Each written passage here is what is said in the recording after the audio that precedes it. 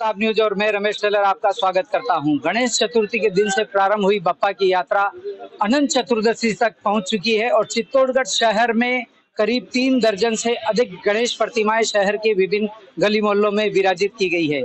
किस तरह का स्वरूप रहेगा, क्या स्थितियां रहेगी, कार्यक्रम किस तरह होगा, उन सभी पहलुओं पर आज हम नजर बनाए रखेंगे। लेकिन सबसे पहले एक इस शोभा यात्रा की विशेषता जो आज यहाँ देखने को मिल रही है, आप मेरे ठीक पीछे देख सकते हैं गणेश जी की ये प्रतिमा। ये कोई असाधारण प्रतिमा नहीं, यहाँ कुछ समय पहले एक खुदाई का कार्य हुआ था और उसी खुदाई में से प्रकट हुए थे भगवान गणेश, जिनका श्रद्धालुओं ने यहाँ एक मंदिर बनाया और मंदिर स्थापित कर ये प्रतिमा आज श्रद्धालुओं की आस्था का केंद्र बनी हुई है। इसी स्थल पर आप मेरे ठीक साथ में देख सकते हैं कुछ युवा साथी जो कि आचार्य तुलसी ब्लड फाउंडेशन से जुड़े हुए हैं, अन्य समाज संगठनों से जुड़े हुए हैं और यहाँ इन्होंने कई वर्षों पहले ये व्यवस्था की कि चल झांकियों में आने वाली श्रद्धालुओं की संख्या के लिए कुछ ऐसा ठोस प्रसाद वितरण किया जाए जिससे कि वह 10 से 12 घंटे तक शोभा यात्रा में शामिल हो सके। उसी एक प्रेरणा स्वरूप कार्य को प्रारंभ किया गया था सुनील जी डिलीवाल व उनकी टीम द्वारा। आज वो यहाँ मौजूद है, हम उनसे जानना चाहेंगे कि ये प्रसाद वितरण, जिसे कि महाप्रसाद वितरण कहा जाता है, करीब 50,000 से अधिक लोगों के लिए प्रसाद की व्यवस्था की जा सकती है। उस प्रसाद में पूरी सब्जी के साथ कई तरह की व्यवस्थाएं होती है। चलिए बात करते हैं, हमारे साथ मौजूद हैं सुनील जी और उनकी टीम। हम जानना चाहेंगे सुनील जी, इस चल समारोह में जो आपके द्वारा प्रसाद वितरण का एक बड़ा महाप्रसाद वितरण का कार्यक्रम किया जाता है, उसकी शुरुआत कब से हुई और अभी वर्तमान में क्या स्वरूप बना है? शुरुआत तो 2012 में तब की जब हमें लगा कि झांकी जितनी भी आती है उनके वॉलेंटियर सुबह 8 बजे से झांकियां बनाने में लग जाते हैं और रात को 2-3 बज जाती है। तो भोजन व्यवस्था हर झांकी वाला अपनी अपनी करता था।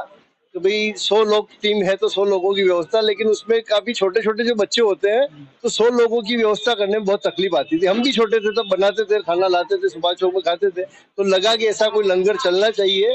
तो उस विचार को उस टाइम तो क्रियान्वयन नहीं कर सके। जब कैपेबल हुए, उम्र के साथ बड़े हुए, तो लगा कि ऐसा करना चाहिए और इसको 2012 में शुरू किया। प्रथम वर्ष हमारा लक्ष्य 7,000 का था, लेकिन प्रथम वर्ष ही 12,000 लोगों ने यहाँ प्रसाद दिया था। तो हमारी जो मनोबल बढ़ता गया और धीरे धीरे ये 20,000, 25,000, 40,000, अभी 50,000 के पार लगभग पहुंच चुका है। तो इसमें चित्तौड़ महोत्सव समिति गठन किया हमने और चित्तौड़ के समस्त नागरिकों का सहयोग इसमें मिलता है।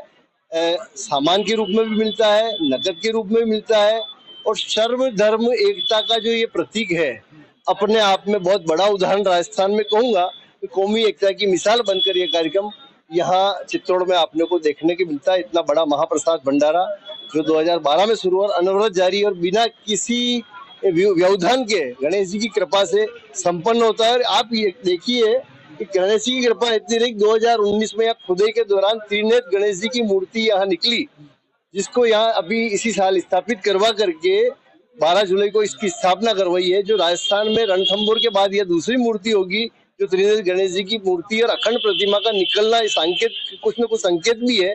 इसके साथ आप देखना काले वाले नारियल पड़े हुए हैं, ये भी प्राचीन नारियल है जो इस मूर्ति के साथ निकले थे। तो गणेश जी की कृपा भी यहाँ विराजमान हो गई है, यह भी हमारे लिए सौभाग्य की बात है। दोपहर 2 बजे ये काउंटर शुरू होगा भोजन का, जो अनवरत जारी रहेगा। हमने टाइम 12 बजे का लिखा है, लेकिन उसमें भी हम जब तक चल झांकियां चलेगी, बड़ी झांकियां, तब तक चलाने का प्रयास करेंगे। 5 बजे बाद महिला काउंटर अलग रहता है, तो एटीबीएफ की महिला विंग वहाँ पूरी अपनी सेवाएं देती है, उनके नेतृत्व में पूरी सेवाएं होगी। और इधर आज एक नया एक्सपेरिमेंट और किया है कि 20 स्काउट गाइड के बच्चे आएंगे जो 2 से 5 अपनी सेवाएं यहाँ देंगे, ताकि क्या कि सुचारू कितना इसको और व्यवस्थित कर सके, क्योंकि हमारे पास जगह कम है। तो जगह कम होने के बाद इतना विशाल भंडारा करना तो हमें काफी टेक्निकल प्रॉब्लम सामने आती है, सामना करना पड़ता है। लेकिन जो विशाल टीम है चित्तौड़ महोत्सव समिति के लगभग 300 मजबूत कार्यकर्ता जो अपनी सेवाएं देंगे, और इसी प्रकार 200 से 250 यूनिट की लेबर और हलवाई की जो टीम है, 500 साढ़े 500 लोग जब व्यवस्थाएं बनाने के लिए निकलते हैं, तो अपने आप में एक देखने लायक नजारा होता है और तृप्त होते हैं लोग प्रसाद लेकर के। निश्चित रूप से आर्थिक संकट भी आता होगा। हालांकि आपने बताया कि शहर के सभी प्रमुख व्यापारी, समाज संगठन के लोग आपके चित्तौड़ महोत्सव समिति में जुड़े हैं, तो हम हमारे चैनल के माध्यम से आह्वान करना चाहेंगे, आप भी एक बार कहें कि आर्थिक दृष्टि से जो लोग अभी कुछ दान पुण्य करना चाहते हैं या सहयोग करना चाहते हैं वह शाम तक भी खुलकर करें। तो मैं चाहता हूं कि आप हमारे चैनल के माध्यम से एक बार सभी धर्म प्रेमी बंधुओं से आग्रह करें। आर्थिक की जहाँ तक बात है तो यहाँ सेवाओं में हमें कभी आटा, तेल, आलू, सब्जी वगैरह जो भी सामान है वो सामान भी लोग दे रहे हैं, कैश भी दे रहे हैं। तदुपरांत लास्ट ईयर की बात करूं तो 1,10,000 रुपए माइनस हुआ था, तो घटत बढ़त में जो नाम रहते हैं उसकी पूर्ति वो लोग कर देते हैं। अभी भी 13 नाम है जो घटत बढ़त में लिखे हुए हैं और हम दानदाताओं से अपेक्षा करते हैं ज्यादा से ज्यादा दें, लेकिन कोई जितना देता है 100 रुपए भी अगर कोई देता है तो उसकी स्वीकार है। रसीद के रूप में हम पैसा रसीद लेकर ही पैसा लेते हैं।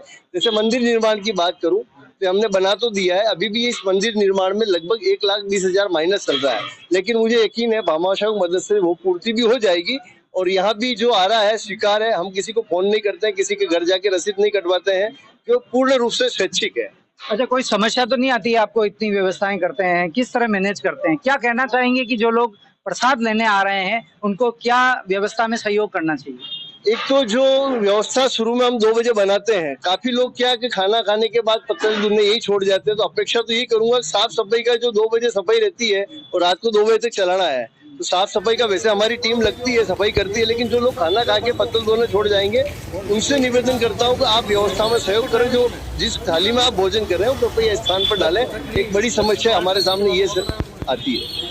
तो ये थे हमारे साथ सुनील जी डिलीवाल, जिन्होंने महाप्रसाद की व्यवस्थाओं के बारे में जानकारी दी। चलिए आगे आपको दिखाते हैं कि किस तरह से लाइसेंसी झांकियों के अलावा जो प्रतिमाएं शहर में विराजित की गई है, क्रम आप देख सकते हैं मेरे दूसरी स्क्रीन पर, जहां वो चल रही है गंभीरी नदी तट पर विसर्जन होने को लेकर। और ये मेवाड़ के दादा से लेकर बड़ी बड़ी विशाल झांकियां भोरदेव चौराहे के निकट आप देख रहे हैं। आपको दिखाएंगे किस तरह से ये चल समारोह देर रात्रि तक चलेगा। हमारी नजर बनी रहेगी, देखते रहिएगा प्रताप न्यूज चैनल।